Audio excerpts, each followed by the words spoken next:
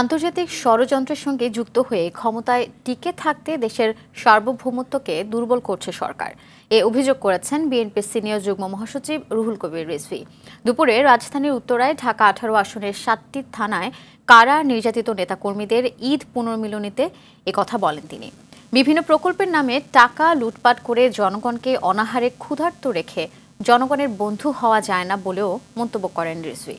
দমন পীড়ন করেও বিএনপিকে নোয়াতে না পেরে আওয়ামী লীগ হতাশ বলেও দাবি করেন তিনি।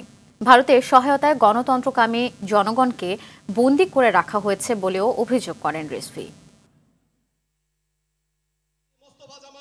ষড়যন্ত্র চক্রান্তকে তিনি জড়িত হয়ে বাংলাদেশের স্বাধীনতা সার্বভৌমত্বকে আজকে দুর্বল করার জন্য এবং এই দুর্বল করে প্রভুদেরকে খুশি রেখে তিনি বাংলাদেশের ক্ষমতা দখল করে রাখতে চান।